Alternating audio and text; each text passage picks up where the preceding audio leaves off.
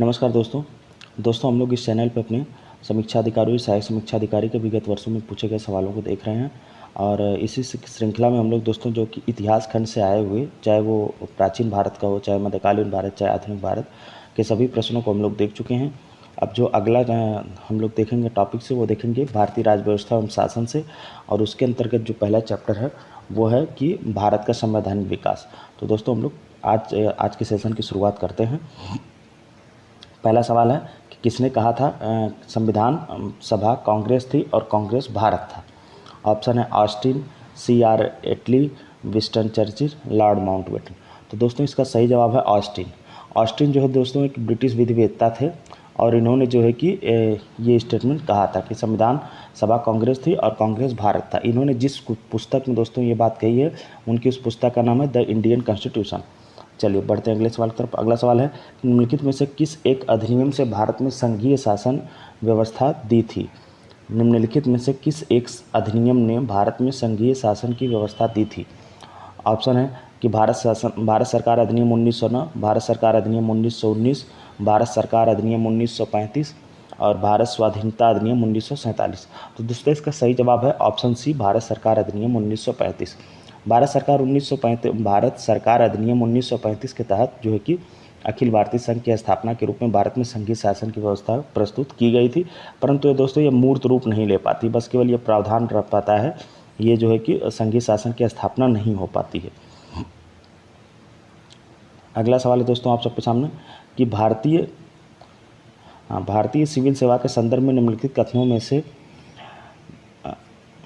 कौन सा या कौन से सही हैं।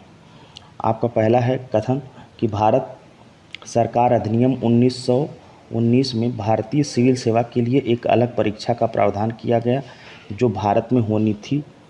और दूसरा कथन है कि भारतीय सिविल सेवा में 1941 में भारतीयों का प्रतिशत यूरोपियों से अधिक था।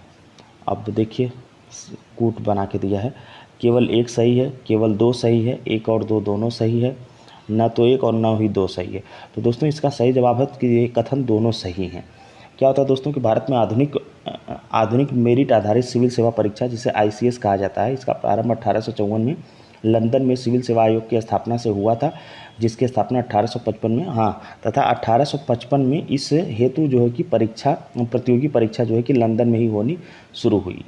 मतलब सिविल सेवा के द्वारा जो लोग भरे जाते थे सिविल सेवा को, उनकी शुरुआत 1855 में जो है कि प्रतियोगी परीक्षा से होती है, और ये परीक्षा पहले केवल लंदन में हुआ करती थी।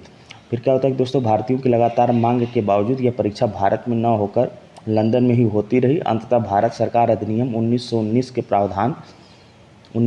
के प्रावधान के बाद क्या होता है कि 1922 से, तो अगर आपसे ये सवाल पूछा जाएगा कि किस अधिनियम के द्वारा जो है कि किस अधिनियम के प्रावधान के बाद सिविल सेवा की परीक्षा मतलब इंडियन सिविल सर्विसेज की परीक्षा ICS की परीक्षा भारत में होनी शुरू होती है, तो वो अधिनियम रहेगा 1919। लेकिन जिस वर्ष से ये भारत में होनी शुरू होती है वो हो जाएगा आपका 1922। तो देखिए क्या दिया है, यही दिया है कि 1919 भारतीय सिविल सेवा के लिए एक अलग परीक्षा का प्रावधान किया गया जो भारत में होनी थी। तो 1919 के अधिनियम से होती है, लेकिन जब होनी शुरू होती है वो सन रहता है 1922। तो दोस्तों क्या होता है कि भारत में होनी प्रारंभ हुई और सबसे पहले ये परीक्षा जो है कि इलाहाबाद में तथा बाद में दिल्ली में होनी शुरू होती है। उसके बाद दोस्तों 1930 के दशक के अंत तक यूरोप वासियों की उपलब्धता भारतीय सिविल सेवा में कम होती गई तथा इस सेवा में 1941 तक स्पष्ट रूप से भारतीयों का जो है कि प्रतिशत यूरोपियों से अधिक हो चुका था। तो इस तरह से दोनों कथन आपके सही हैं। अब देखिए अगला सवाल है कि भारत की संविधान निर्मात्री सभा के अध्यक्ष कौन थे। भारत के संविधान निर्मात्री सभा के अध्यक्ष पूछ रहा है, तो ऑप्शन में doctor Rajendra Prasad, doctor BR Ambedkar और श्री अय्यर और पंडित जवाहरलाल नेहरू। संविधान निर्मात्री सभा के अध्यक्ष दोस्तों जो है कि डॉक्टर राजेंद्र प्रसाद रहते हैं। ये अस्थायी अध्यक्ष बनते हैं 11 दिसंबर 1946 को। इनके पहले जो पहले दिन बैठक होती है 9 दिसंबर 1946 को, वैसे 6 दिसंबर 1946 को जो है कि संविधान सभा बन जाती है। इसकी पहली बैठक 9 दिसंबर 1946 को होती है, जिसके अस्थायी अध्यक्ष के तौर पर सच्चिदानंद सिन्हा जिसकी अध्यक्षता करते हैं। फिर बाद में 2 दिन के बाद अस्थायी अध्यक्ष चुने जाते हैं डॉक्टर राजेंद्र प्रसाद 11 दिसंबर को। तो ये संविधान सभा के जो कि अस्थायी अध्यक्ष होते हैं। चलिए दोस्तों, अगला सवाल है कि निम्नलिखित में से कौन संविधान सभा का संवैधानिक सलाहकार था। संविधान सभा के संवैधानिक सलाहकार के बारे में पूछ रहा है। ऑप्शन दे रहा है doctor B R. Ambedkar, K M. Munshi, B N. Rau, T T. Krishnamachari. तो दोस्तों जो है कि बी.एन. राव जो हैं ये भारतीय संविधान सभा के संवैधानिक सलाहकार जो है कि चुने गए रहते हैं। उनके द्वारा संविधान सभा का पहला प्रारूप तैयार किया गया था और जिस पर विचार एवं परिवर्तन करके प्रारूप समिति द्वारा संविधान सभा के समक्ष जो है कि संविधान का मसौदा प्रस्तुत किया गया था। अगला सवाल है दोस्तों कि संविधान सभा द्वारा भारतीय संविधान को स्वीकृत किया गया 15 अगस्त 1947, 30 जून 1948, 26 नवंबर 1949 या 26 जनवरी 1950 को। तो दोस्तों जो है कि संविधान सभा को जो स्वीकृत किया गया था वो स्वीकृत किया गया था 26 नवंबर 1949 को, लेकिन पूर्ण रूप से लागू किया जाता है 26 जनवरी 1950 को।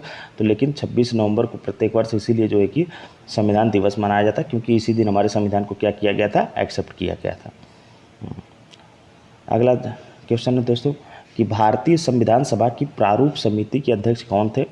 प्रश्न में है doctor Rajendra Prasad, Jawaharlal Nehru, doctor B R. Ambedkar, पुरुषोत्तम दास टंडन। तो इसका सही जवाब है दोस्तों कि डॉक्टर बी.आर. अम्बेडकर जो है कि प्रारूप समिति के अध्यक्ष रहते हैं। दोस्तों यहाँ पे कुछ महत्वपूर्ण जो बड़ी समितियाँ हैं जिनसे सवाल पूछा जाता है कि किस समिति के अध्यक्ष कौन है, वो समितियाँ मैं आपको बता दे रहा हूँ और आप उन्हें जो है कि नोट कर सकते हैं। देखिए, इसमें जो पहली समिति है दोस्तों वो है संघ शक्ति समिति, जिसके अध्यक्ष रहते हैं जवाहरलाल नेहरू। आप लोग पेपर और पेन लेकर के नोट डाउन कर सकते हैं। संघ शक्ति समिति जिसके अध्यक्ष जवाहरलाल नेहरू। दूसरी जो बड़ी समिति रहती है वो रहती है संघीय संविधान समिति, जिसके अध्यक्ष भी जवाहरलाल नेहरू रहते हैं। तीसरी जो सबसे बड़ी समिति वो है प्रांतीय संविधान समिति, जिसके अध्यक्ष सरदार पटेल जी रहते हैं। फिर प्रारूप समिति जिससे सवाल बना है, ड्राफ्टिंग कमेटी, इसके अध्यक्ष रहते हैं डॉक्टर बी.आर. अम्बेडकर। फिर उसके बाद दोस्तों जो है कि मौलिक अधिकारों से संबंधित समिति बनती है। मौलिक अधिकार, अल्पसंख्यक एवं जनजातियों से संबंधित मामलों के लिए जो समिति बनती है उसके अध्यक्ष रहते हैं सरदार पटेल जी। फिर इसी में दोस्तों एक मौलिक अधिकार उप समिति बनती है, जो पूछा जाता है मौलिक अधिकार उप समिति, तो उसके अध्यक्ष जे.बी. कृपलानी रहते हैं। फिर प्रक्रिया नियम समिति जो रहती है दोस्तों बड़ी समितियों में, इसके अध्यक्ष रहते हैं डॉक्टर राजेंद्र प्रसाद। फिर बड़ी समितियों में दो और बड़ी समितियां रहती हैं, जिनमें से एक है राज्यों के लिए समिति, मतलब राज्यों से समझौता करने वाली जो समिति रहती है, तो उसके अध्यक्ष रहते हैं जवाहरलाल नेहरू। फिर संचालन समिति रहती है दोस्तों, तो इसके अध्यक्ष रहते हैं डॉक्टर राजेंद्र प्रसाद। कुछ और छोटी समितियों में पूछा जाता है, एक बड़ा ही विवादित सवाल पहले आया करता था, वो उसमें रहता था कि राष्ट्रध्वज संबंधित तदर्थ समिति के अध्यक्ष कौन रहते हैं। तो दोस्तों इसका सही जवाब है डॉक्टर राजेंद्र प्रसाद। ठीक है, चलिए अब आगे बढ़ते हैं। अगला जो सवाल है वो जिस टॉपिक से, उस टॉपिक का नाम है कि संविधान पर विदेशी प्रभाव। देखिए दोस्तों, हमारा संविधान माना जाता है कि हमारे संविधान के कुछ प्रावधान कुछ अलग अलग देशों से जो है कि लिए गए हैं अपने अनुकूल। तो देखते हैं कि हमारे संविधान में कौन सी चीज़ कहाँ से क्या ली गई है। पहला सवाल है कि भारतीय संविधान में मौलिक कर्तव्यों का विचार कहाँ से लिया गया है। अमेरिकन संविधान से, फिर ब्रिटिश संविधान से ऑप्शन है। तीसरा ऑप्शन है कि रूस या पूर्व सोवियत संघ के संविधान से, और डी है फ्रांस के संविधान से। तो दोस्तों हमारे संविधान में जो है कि मौलिक कर्तव्य का जो विचार लिया गया है वो लिया गया था पूर्व सोवियत संघ या आज के रूस के संविधान से। मौलिक कर्तव्य जो दोस्तों इसका मौलिक कर्तव्य का जो प्रावधान है हमारे संविधान में अनुच्छेद 51 का में है, और ये मूल संविधान में हमारे नहीं था, बल्कि ये 1976 में जो है कि 42वें संविधान संशोधन के द्वारा इसको जोड़ा जाता है स्वर्ण सिंह समिति की सिफारिश पर। अगला सवाल है कि भारतीय संविधान में सन्निहित मूल अधिकारों की अवधारणा किस देश के संविधान से ग्रहण की गई है। वहाँ पे देखिए मूल, यहाँ पे पूछा है आपका मूल कर्तव्य का, और यहाँ पे पूछ लिया मूल अधिकार। तो फ्रांस, ब्रिटेन, संयुक्त राज्य अमेरिका या रूस। तो दोस्तों हमारे संविधान में जो मौलिक अधिकार का वो लिया गया है प्रावधान, ये लिया गया है संयुक्त राज्य अमेरिका के संविधान से। कहाँ से लिया गया है? संयुक्त राज्य अमेरिका के संविधान से। और देखिए संयुक्त राज्य अमेरिका के संविधान से और क्या क्या चीज़ें ली गई हैं। सर्वोच्च न्यायालय का गठन एवं शक्तियाँ तथा उपराष्ट्रपति का पद, ये भी जो है कि अमेरिका के ही संविधान से लिया गया है। जबकि फ्रांस के जो है कि संविधान से दोस्तों गणतंत्र लिया गया है, और ब्रिटेन से संसदीय शासन प्रणाली ली गई है, और पूर्व सोवियत संघ से अभी पहले वाले प्रश्न में ही था तो मौलिक कर्तव्य। ठीक है, चलिए अब आगे बढ़ते हैं। अगला सवाल है कि भारतीय संविधान में मूल अधिकारों का विचार लिया गया है। यहाँ पे देखिए वही क्वेश्चन रिपीट कर दिया है, भारतीय संविधान में मूल अधिकारों का विचार लिया गया है। तो अभी हमने आपको कराया, तो इसका जो है कि अमेरिका के संविधान से ऑप्शन डी सही हो जाएगा। चलिए दोस्तों, अब अगला टॉपिक है जहाँ से सवाल बना है कि संविधान में अनुच्छेद और अनुसूचियाँ। पहला सवाल है कि भारतीय संविधान में आरंभ में कितने अनुच्छेद थे। तो दोस्तों इसका सही जवाब हो जाएगा, भारतीय संविधान में आरंभ में 395 अनुच्छेद थे। बाद में बहुत सारे अनुच्छेद सब आर्टिकल के रूप में, मतलब उप अनुच्छेद के रूप में, जैसे अनुच्छेद 9 है तो अनुच्छेद 9 का 9 ख इस तरह से करके जोड़े गए। तो अब टोटल जो है कि लगभग 470 अनुच्छेद हो गए हैं। लेकिन अभी भी मूल अनुच्छेद जो हैं वो 395 हैं। अगर आपसे कोई पूछे भारतीय संविधान में कितने अनुच्छेद हैं तो 395 ही मारिएगा आप। भारत के संविधान के अनुच्छेद 300 के अनुसार भारत की सरकार का कानूनी नाम है। अनुच्छेद 300 में भारत सरकार का कानूनी नाम दिया गया है और पूछा गया है कि वो कानूनी नाम क्या दिया गया है। तो पहला ऑप्शन है the union government, the union of India, India, Bharat. तो दोस्तों अनुच्छेद 300 में जो है कि भारत का जो कानूनी नाम है वो है द यूनियन ऑफ इंडिया। क्या नाम है? द यूनियन ऑफ इंडिया, अर्थात भारत संघ। भारत सरकार का ये कानूनी नाम है। अगला सवाल है दोस्तों कि निम्नलिखित में से कौन भारतीय संविधान के अनुसार सही नहीं है। अच्छा देखिए, इसमें से दिया है कि कौन सही नहीं है किसके सामने। पंचायतों का प्रावधान भाग 9 में क्या दिया है, फिर उसके बाद नगर पालिकाएँ क्या भाग 9 क में हैं, या सहकारी समितियां भाग 9 ख में हैं, या अधिकरण भाग जो है कि 10 में है। तो दोस्तों इसका जो मिसमैच जोड़ी है, जो नहीं मैच कर रहा है, वो है ऑप्शन डी।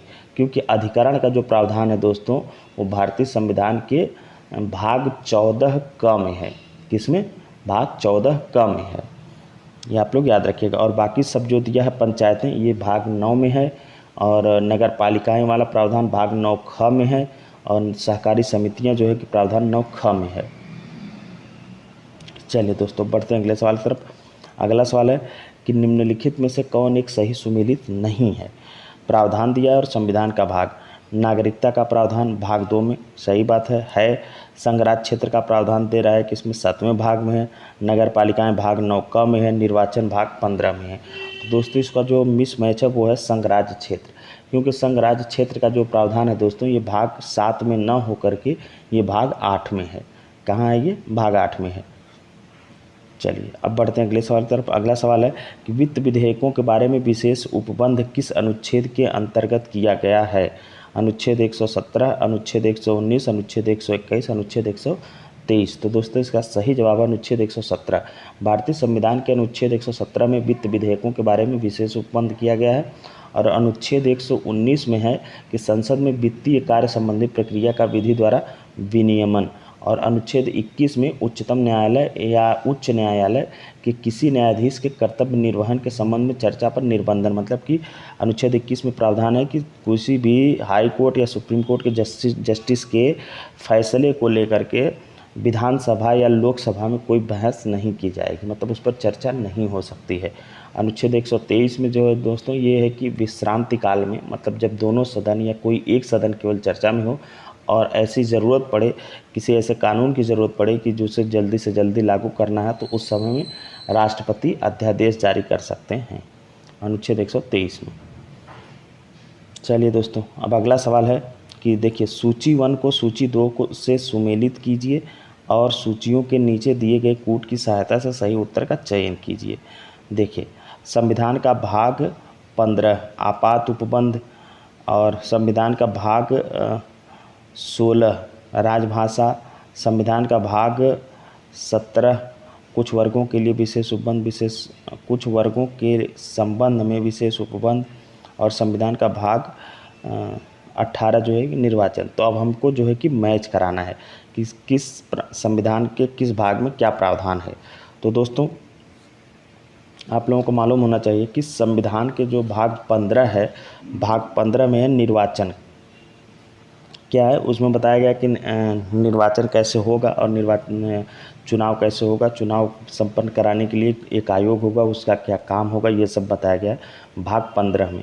तो भाग 15 का दोस्तों निर्वाचन के साथ हम लोग आ जाएंगे, मतलब कि ए के साथ ए का 4 हो जाएगा। क्या हो जाएगा? ए का 4। और संविधान सभा का जो भाग 16 है दोस्तों, 16 में जो है कि कुछ वर्गों के संबंध में विशेष उपबंध का प्रावधान किया गया है। तो बी के साथ हम लोग जाएंगे, बी का 3 हो जाएगा। ए का 4, बी का 3। चलिए देखते हैं, ए का 4, बी का 3। तो ऑप्शन बी आपका सही हो जा रहा है। लेकिन और हम देख लेते हैं, संविधान का भाग 15 हो गया, संविधान का भाग 16 हो गया, संविधान का भाग 17। भाग 17 में दोस्तों जो है कि राजभाषा का प्रावधान है। संविधान के भाग 17 में राजभाषा का प्रावधान है। तो देखिए आपका हो जाएगा सी का 2। और संविधान के भाग 18 जो है दोस्तों, 18 में आपात उपबंध का प्रावधान है। तो मतलब हो जाएगा डी का 1। तो इस तरह से आप देखेंगे ऑप्शन बी सही हो जाएगा, डी का 1, सी का 2, बी का 3 और ए का 4। चलिए अब बढ़ते हैं अगले सवाल की तरफ। अगला सवाल है दोस्तों कि सूची 1 को सूची 2 से जो है कि सुमेलित कीजिए और सही कूट का चयन कीजिए। ये भी देखिए उसी तरह से दिया है, किस भाग में या किस अनुसूची में क्या है। देखिए दोस्तों दिया कि 7वीं अनुसूची, 8वीं अनुसूची, 9वीं अनुसूची और 10वीं अनुसूची, किस अनुसूची में क्या प्रावधान है। तो दोस्तों 7वीं अनुसूची में जो है, 7वीं अनुसूची में है संघ राज्य तथा समवर्ती सूची का प्रावधान है। 7वीं सूची में संघ राज्य तथा समवर्ती सूची। तो हम लोग आ जाएंगे, ए का 3 हो जाएगा। और 8वीं अनुसूची जो है, 8वीं अनुसूची में है भाषाएँ, जो 22 भाषाएँ हैं वो हैं। 9वीं अनुसूची है दोस्तों, 9वीं अनुसूची में जो है कि कुछ अधिनियमों का विधिमान्यकरण है। इसमें ये प्रावधान है कि 9वीं अनुसूची में जो चीज़ डाल दी जाती है उस पर जो है कि संविधान में फिर बहस नहीं हो सकती है, या यूँ कहिए कि उस पर जो है कि जुडिशियली रिव्यू नहीं हो पाता, मतलब कि न्यायिक समीक्षा नहीं की जा सकती। लेकिन फिर बाद में ये प्रावधान समाप्त कर दिया गया। अगर कोई ऐसा संवेदनशील मैटर है जिस पर न्यायिक समीक्षा की ज़रूरत है, भले ही वो 9वीं अनुसूची में डाल दिया गया है, तो उस पर जो है कि की जा सकती है। तो सी का हम लोग 4 के साथ आ जाएंगे। 10वीं अनुसूची जो है, 10वीं अनुसूची दोस्तों दल परिवर्तन के आधार पर जो है कि है। तो इस तरह से जब हम मिला लेंगे सारे, तो हम देखेंगे हमारा ऑप्शन कौन सा सही हो जाएगा। 7वीं अनुसूची में हमने देखा क्या था, 7वीं अनुसूची में था मतलब ए का 3 और बी का 8वीं अनुसूची में था। 8वीं अनुसूची में है ए का 3 और बी का 1, ए का 3 बी का 1, ए का 3 बी का 1। तो इस तरह से ऑप्शन डी जो है कि दोस्तों हम लोग देख रहे हैं सही। और आगे हमने बता ही दिया कि इसमें क्या, आप लोग देख लीजिएगा। देखिए अगला क्वेश्चन है कि सूची 1 को सूची 2 से सुमेलित कीजिए तथा सूचियों के अंत में दिए गए कूट से सही उत्तर चुनिए। पहली सूची में दिया गया है और दूसरी सूची में देखिए क्या दिया। पहली सूची में है 7वीं अनुसूची, फिर 8वीं अनुसूची, 9वीं अनुसूची, 10वीं। ये दोस्तों हूबहू वही क्वेश्चन है, रिपीट किया है, तो इसको भी रहने देते हैं। देखिए वही एकदम क्वेश्चन हूबहू वही रिपीट किया है। तो अभी हमने आपको बताया कि 7वीं अनुसूची में जो है कि विधि 7वीं अनुसूची में जो कि संघ राज्य तथा समवर्ती सूचियों का, देखिए यहाँ पे अगर उसके अलावा कुछ और दिया क्या, हाँ देखिए विधायी शक्तियों का वितरण। तो यही है कि जो 3 सूचियाँ हैं कि संघ सूची, समवर्ती सूची, राज्य सूची, तो हम लोग उसको वही है 7वीं अनुसूची को वही बात ये कह रहा है। तीसरा मतलब कि ए का 3 हो जाएगा। और 8वीं अनुसूची में भाषाएं हम लोगों ने देखा ही था। और 9वीं अनुसूची में जो है कि कुछ अधिनियमों का विधिमान्यकरण। और 10वीं अनुसूची में दल बदल परिवर्तन। तो दोस्तों इस तरह से हम लोग देखेंगे तो हमारा ऑप्शन सी जो है कि सही हो जाएगा। चलिए अब बढ़ते हैं अगले सवाल की तरफ। अगला सवाल है दोस्तों, आर्थिक नियोजन भारतीय संविधान की किस सूची में सम्मिलित है? संघ सूची, राज्य सूची, समवर्ती सूची और विशेष सूची। तो दोस्तों ये जो आर्थिक नियोजन है ये भारतीय संविधान के समवर्ती सूची में जो है कि शामिल है। समवर्ती सूची की प्रविष्टि संख्या 20 में जो है कि आर्थिक और सामाजिक योजना का उल्लेख करती है।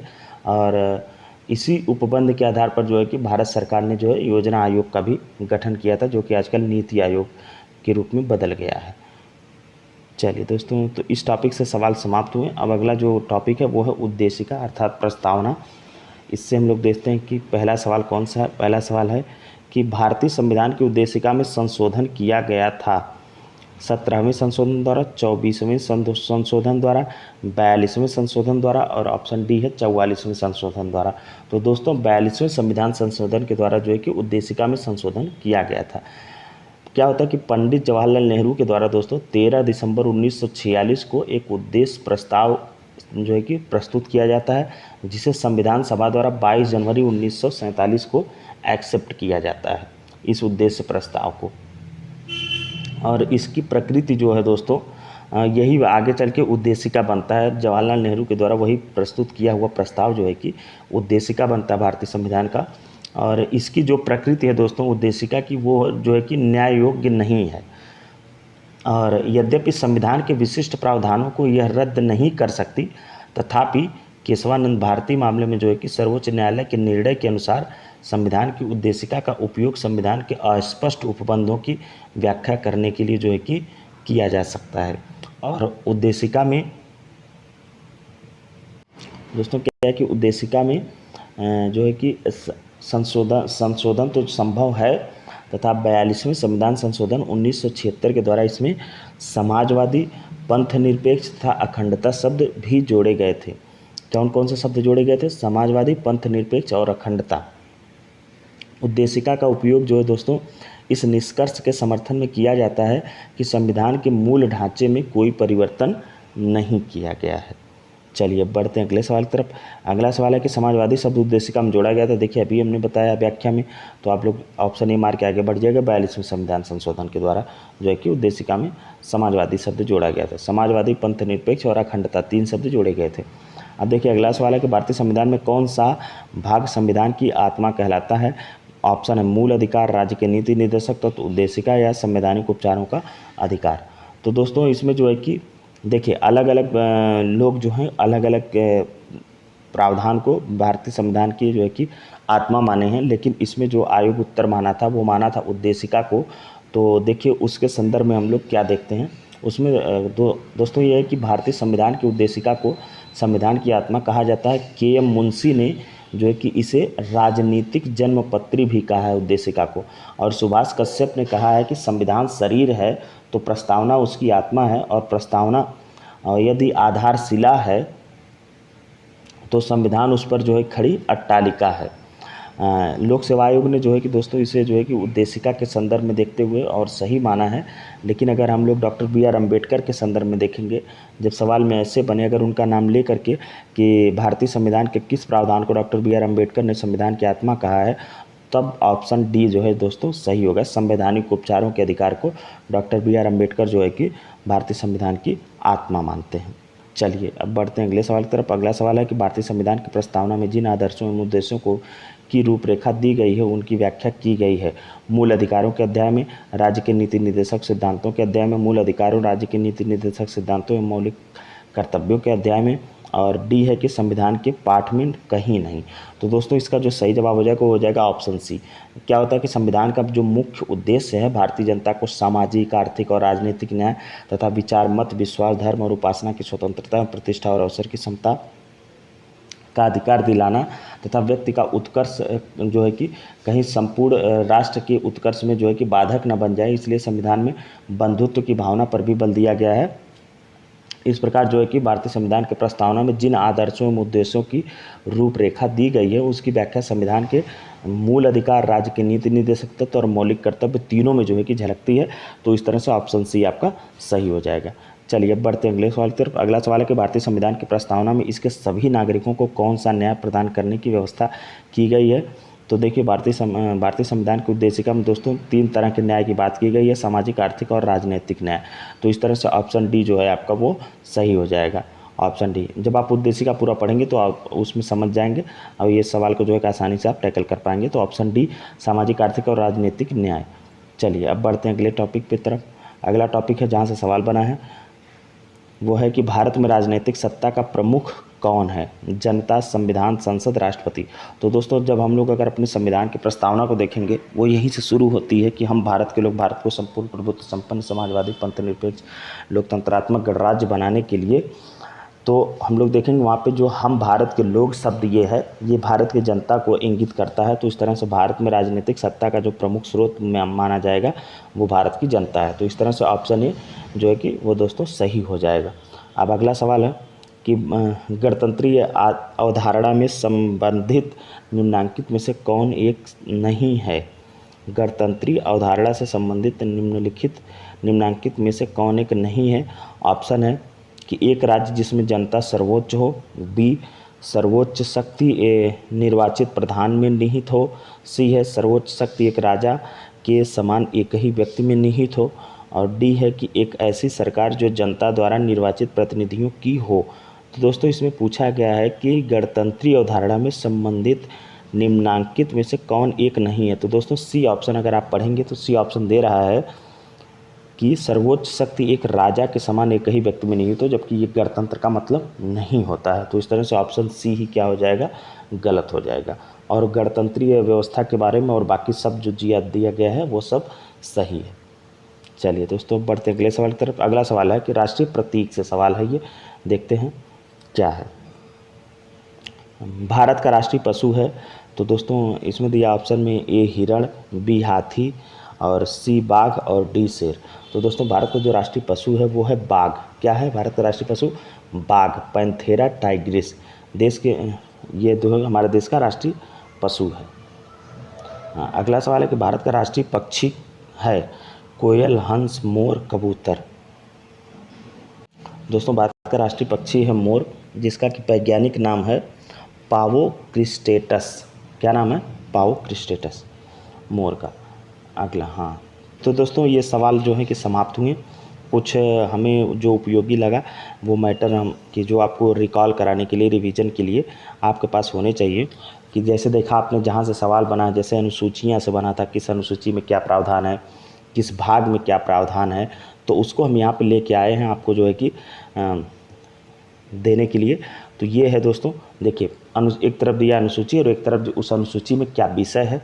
तो दोस्तों जो पहली अनुसूची है उसमें जिस विषय का प्रावधान है वो है राज्य एवं संघ राज्य क्षेत्रों के बारे में उपबंध, और जो दूसरी अनुसूची है उसमें संवैधानिक प्राधिकारियों के वेतन के बारे में उपबंध है। जो तीसरी अनुसूची है, तीसरी अनुसूची में शपथ का प्रारूप। लेकिन दोस्तों इसमें जो कि राष्ट्रपति के शपथ को छोड़ करके, क्योंकि एक बार आई थिंक 2019 या 20 के पीसीएस में एक सवाल बना था कि राष्ट्रपति के शपथ का प्रावधान है, और उसमें तीसरी अनुसूची भी दिया था। देश के प्रमुख पदों का प्रावधान है, लेकिन राष्ट्रपति के जो शपथ का प्रावधान है दोस्तों वो है अनुच्छेद 60 या 59 में, मुझे एग्जैक्ट याद नहीं आ रहा है, आप लोग देख लीजिएगा, शायद अनुच्छेद 60 में ही है प्रावधान। वो राष्ट्रपति के शपथ का अलग से प्रावधान वहाँ पे, बाकी सभी भारत के मुख्य जो पद हैं उनका प्रावधान जो है कि तीसरी अनुसूची में ही दिया गया है।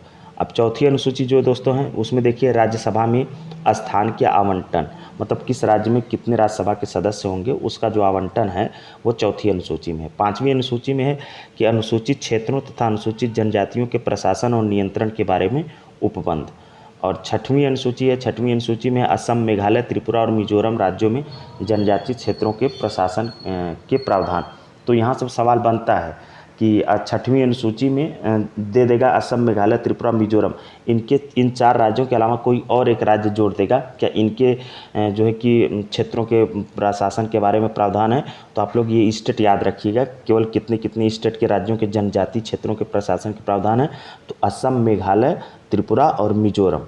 चलिए सातवीं अनुसूची देखिए, यहाँ से बहुत सवाल बना था। संघ, राज्य एवं समवर्ती सूची, जो विधायी शक्तियों का बंटवारा हुआ है 3 सूचियों में, उसका प्रावधान जो है कि सातवीं अनुसूची में है। आठवीं अनुसूची से देखिए भाषाएं, जो 22 भाषाएं हैं भारत में, जिन्हें जो है कि प्रावधान उनका जो है कि आठवीं अनुसूची में है। 9वीं अनुसूची में दोस्तों भूमि सुधार संबंधी जो है कि प्रावधान है, और 10वीं अनुसूची में है दल बदल परिवर्तन, और 11वीं अनुसूची में पंचायत का प्रावधान है, और 12वीं अनुसूची में नगर पालिका का प्रावधान है।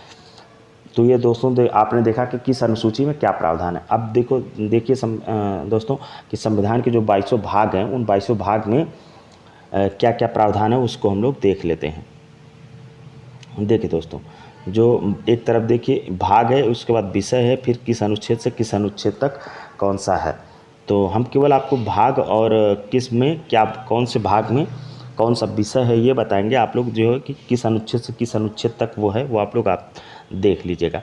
देखिए भाग 1 में है दोस्तों संघ और उसके राज्य क्षेत्र का प्रावधान है, जो कि अनुच्छेद 1 से लेकर के देखिए अनुच्छेद 1 से 4 तक जिसका प्रावधान है, अनुच्छेद 1 से 4 तक, ये देखिए। अगला है दोस्तों कि भाग 2 में देखिए नागरिकता का प्रावधान है। भाग 3 में मौलिक अधिकार का प्रावधान है, जो कि अनुच्छेद 12 से देखिए 35 तक है, और नागरिकता 5 से लेकर के 11 तक थी। और भाग 4 में दोस्तों जो कि ये राज्य के नीति निर्देशक तत्व DPSP जिसे कहा जाता है वो है, जिसका प्रावधान अनुच्छेद 36 से लेकर के अनुच्छेद 51 तक है। और भाग 4 का में दोस्तों मौलिक कर्तव्य का प्रावधान है, जो कि 1976 में 42वें संविधान संशोधन के द्वारा स्वर्ण सिंह समिति की सिफारिश पर जोड़ा गया था, और जिसमें जो है कि पहले केवल 10 मूल कर्तव्य थे, लेकिन बाद में एक और जोड़ा गया। तो इस तरह से प्रेजेंट टाइम में 11 मौलिक कर्तव्य हैं। वो है प्रावधान दोस्तों अनुच्छेद 51 का में। देखिए अब भाग 5 में दोस्तों, भाग 5 में संघ सरकार है। संघ सरकार में आप देख लीजिएगा कहाँ से कहाँ तक क्या है, बस हम इतना आपको बता दे रहे हैं। भाग 5 में संघ सरकार है। भाग 6 में जो है कि दोस्तों राज्य सरकार है। भाग 7 में जो है कि संघ राज्यों से संबंधित पहली अनुसूची का खंड ख जो है कि निरस्त कर दिया गया, वो प्रावधान है। भाग 8 में जो कि संघ राज्य क्षेत्र, देखिए दोस्तों यहाँ से सवाल बनाता है कि संघ राज्य क्षेत्र का प्रावधान संघ जो है कि अनुच्छेद 8 में है। अनुच्छेद 9 में है पंचायत, और अनुच्छेद 9 क में है नगर पालिका, और अनुच्छेद देखिए 9 ख में है सहकारी समितियाँ, और अनुच्छेद नहीं भाग, और देखिए भाग 10 में है आपका अनुसूचित और जनजातीय क्षेत्र का प्रावधान, और भाग 11 में देखिए संघ और राज्यों के बीच जो संबंध हैं, जिसमें से विधायी संबंध, प्रशासनिक संबंध आता है, ये सब वो जो है कि देखिए भाग 11 में। और भाग 12 में दोस्तों जो है कि संघ और राज्य का ही जो है कि वित्तीय वाला जो संबंध है वो आता है भाग 12 में। और भाग 13 में जो है, भाग 13 में जो प्रावधान है वो है भारत के राज्य क्षेत्रों के भीतर, भारत के राज्य क्षेत्र के भीतर जो है कि व्यापार, वाणिज्य एवं समागम का प्रावधान।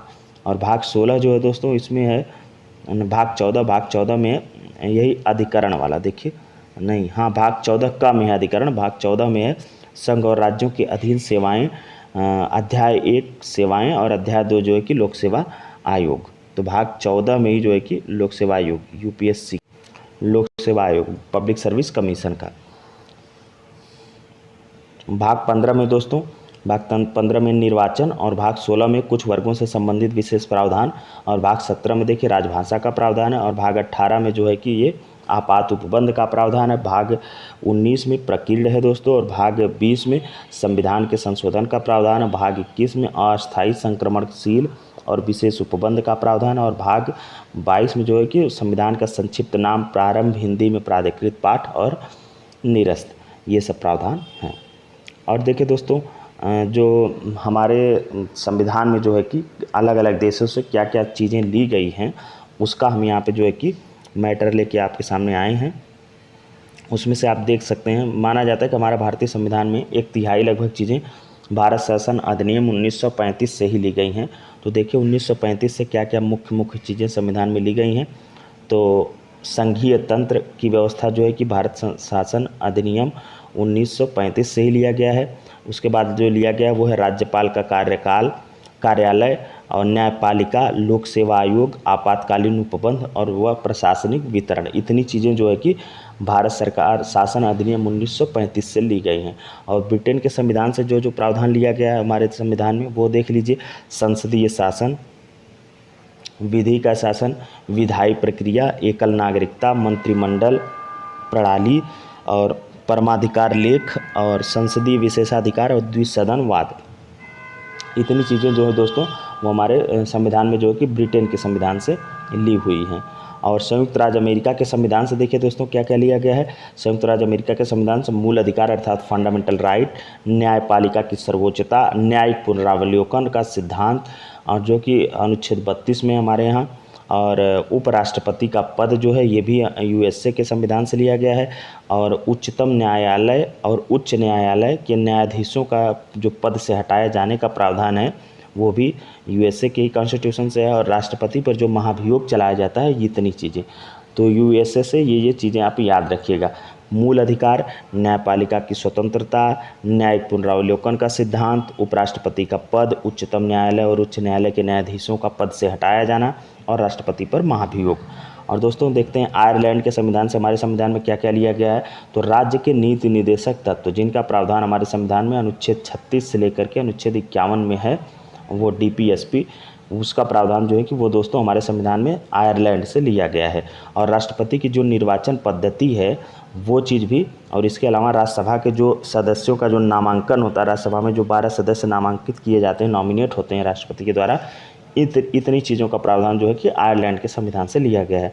कनाडा के संविधान से दोस्तों सशक्त केंद्र के साथ संघीय व्यवस्था, ये हमारे देश में कनाडा से लिया गया है। और अवशिष्ट शक्तियाँ जो होती हैं उनका निहित होंगी केंद्र के पास, इसका भी प्रावधान है। और केंद्र द्वारा जो है कि राज्य के राज्यपालों की नियुक्ति तथा उच्चतम न्यायालय का परामर्श न्याय निर्णयन, इतनी चीज़ें जो है कि हमारे देश में कनाडा के संविधान से ली हुई हैं। ऑस्ट्रेलिया के संविधान से दोस्तों, ऑस्ट्रेलिया के संविधान से समवर्ती सूची का प्रावधान है।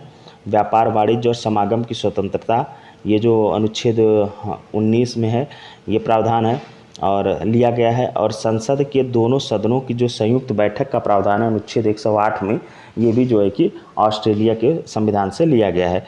जर्मनी के वाइमर के संविधान से भारत के संविधान में जो है कि आपातकाल के समय मूल अधिकारों का जो स्थगन कर दिया जाता है, ये कॉन्सेप्ट लिया गया है।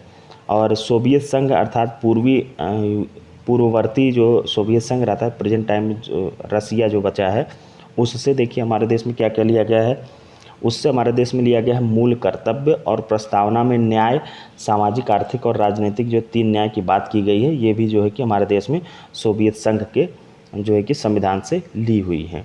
और फ्रांस के संविधान से हमारे देश में गणतंत्रात्मक और प्रस्तावना में गणतंत्रात्मक व्यवस्था ली गई है। और प्रस्तावना में जो स्वतंत्रता, समता और बंधुत्व का जो आदर्श लिया गया, स्थापित करने का बात कही गई है, वो हमारे देश में फ्रांस के संविधान से ली गई है। और दक्षिण अफ्रीका के संविधान से दोस्तों जो चीज़ ली गई है वो है संविधान में संशोधन की प्रक्रिया और राज्यसभा के सदस्यों का जो निर्वाचन होगा, ये चीज़ हमारे देश में दक्षिण अफ्रीका के संविधान से ली गई है।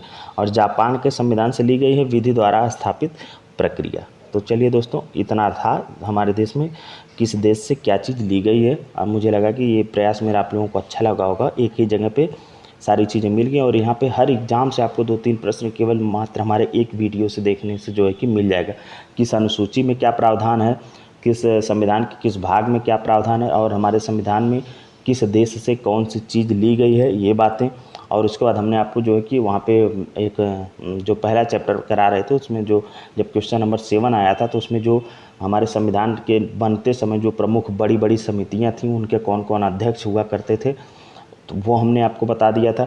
तो ये इतना क्वेश्चन जो है कि इतना मैटर आपको जो है कि हर एग्ज़ाम में 2-3 प्रश्न का जो है कि फ़ायदा कराएगा, वहाँ से आपको मिलेगा।